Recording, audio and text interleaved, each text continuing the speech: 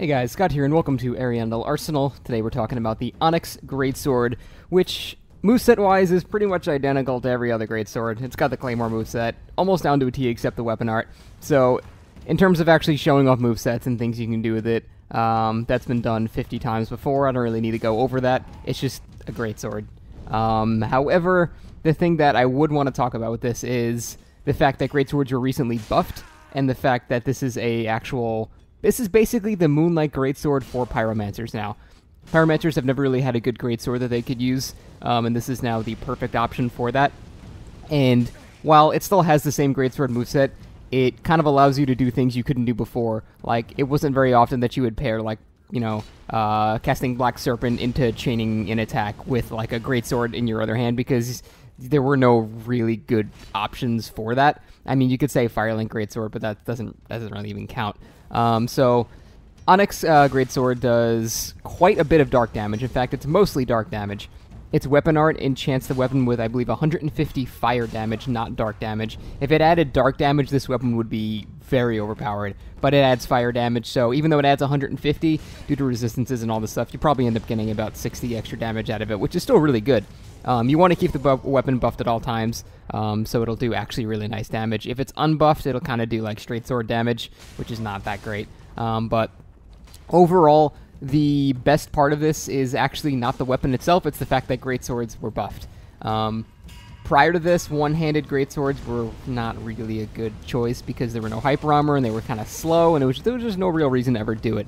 But now you can have a Pyro Glove in the offhand, and you can have the Onyx Greatsword in your right hand, or obviously vice versa. Actually, I don't know why. No, you definitely want Onyx in your right hand.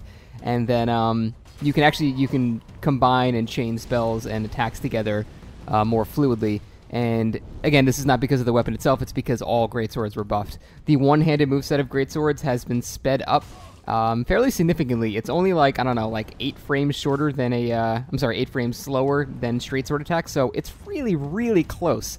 And then in addition to that, there's also some more forward momentum with the attack as well. So you can actually almost use this as a straight sword now that does more damage. You're not required to two-hand it anymore, which is really nice. So basically it allows you to use your Pyro in your offhand and have a really good main hand weapon to deal with, any type of threat. Now, you'd want to two-hand it if you're fighting against smaller weapons, so you can hyper armor through their attacks. And if you're fighting bigger weapons, you'd probably want to one-hand it so you can just simply outspeed and outrange them and use your spell combos. Other than that, though, there's not really much else to talk about. It is just a normal Greatsword. It's got the exact Claymore moveset. There's not much else to give a guide on, really. It's, go watch the 300 other Greatsword guides that have been up, for months and months, because it's the same moveset. The best part about this is being able to incorporate it into a Pyromancer build now, and that's good. That's something special, at least. So, that opens up a whole new door of possible combos like Black Serpents into them rolling into you into, R1s and things like that. So, overall, use it together with Pyromancy. That's your best bet. Hexes are meh. I would still say Pyromancy is the way to go. So I would use that with Pyromancies, and don't be afraid to use the one-handed moveset since the buff. That is probably the best part. And then use the two-handed moveset when you're fighting smaller weapons, so you can hyper armor through their attacks. And don't be afraid to be spammy with it. It costs very little stamina to swing, does really good damage, and overall it's a really solid weapon. It's probably the longest Greatsword in the game, so it's a good weapon. It's just unfortunately not particularly unique.